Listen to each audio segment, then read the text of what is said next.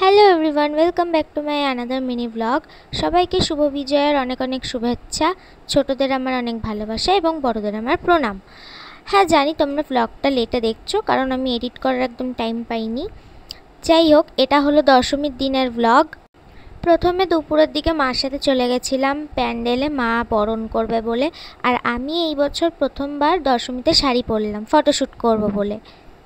আর বরণের লাইনটা বেশি ছিল বলে বরণ করতে করতে বিকেল হয়ে গেছে প্রায়। তারপরে বাড়িতে এসে আমরা সবাই খেয়ে নিলাম, আমাদের খেতে সেই বিকেল হয়ে গেছিলো।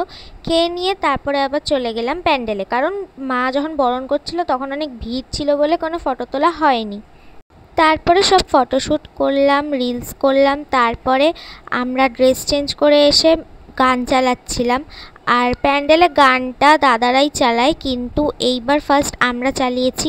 আর নিজেরা গান চালিয়ে দেখো, নিজেরাই মন্দিরের ভেতর দাঁড়িয়ে দাঁড়িয়ে আমরা নাচছি। আর হ্যাঁ, আজকে কিন্তু আমাদের ভাসান হয়নি, মানে এইবার আমাদের প্রসেশন বেরায়নি, এবার আমাদের পুকুরেই ভাসান হয়েছে, যার জন্য আমাদের ভাসানটা হয়েছে একাদশীর দিন। সো দশমীর দিন আমরা সবাই এমনি প্যান্ডেলে ছিলাম, সবাই মিলে একটু গল্প করছিলাম আর নাচানাচি করছিলাম। এরপরে আমরা একটু বাদামতলার দিকে গেছিলাম, পাশের পাড়ার ভাসানটা বেরোবে বলে একজন ফোন করে খবর দিয়েছিল, তো যার জন্য আমরা একটু বাদামতলার দিকে গেছিলাম। আর ওখানে গিয়ে আমরা একটু নাচানাচি করে নিলাম। এটা একদম আমাদের পাড়ার মতনই বলতে পারো, মানে যারা আমার আগের বছর দুর্গাপুজোর ব্লগ দেখেছো তারা জানো যে এই পাড়াতে আমরা ঘুরতে ঘুরতে কতবার গেছি।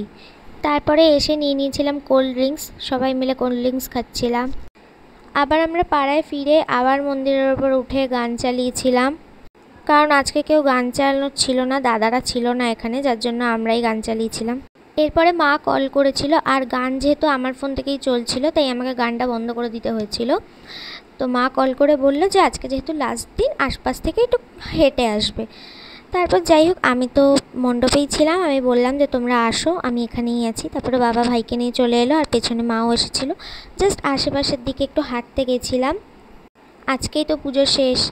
এরপরে পলতা স্টেশনে গিয়ে আমি একটা চিপস নিয়ে নিলাম, আর বাবা মা খাচ্ছিল চা। আর তোমরা জানো যে আমি চা অতটা পছন্দ করি না, সো আমি চিপস খাচ্ছিলাম আর ভাইকেও খাওয়াচ্ছিলাম। আর এখানে দেখো পলতা স্টেশনের সামনে এইখানে এই লাইটিং গেটটা আগের দিন যখন আমরা ঠাকুর দেখতে গেছিলাম আমি খেয়ালই করিনি, আমি আজকেই দেখলাম এটা। এরপর ফাঁকা রাস্তা পেয়ে আমি আর মা ভাইকে নিয়ে একটু খেলা করছিলাম, আর ও বেশ মজা পেয়েছে। এরপরে রাতে ওই 11:30টার দিকে একটু পাড়ার প্যান্ডেলে এসে সবাই মিলে বসেছিলাম, হাওয়া খাচ্ছিলাম।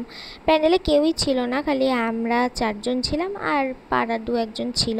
আর ফাইনালি আমি মা দুর্গাকে ধরেছি। এমনি তো পায়ে হাত দিয়ে প্রণাম প্রতি বছরই করি, বাট আমার সেই ছোট্টবেলা থেকে ইচ্ছে ছিল মাকে ধরবো। সো ফাইনালি এবছর প্রথম আমি মাকে ধরেছি, আমার ভীষণ ভালো লাগছিলো।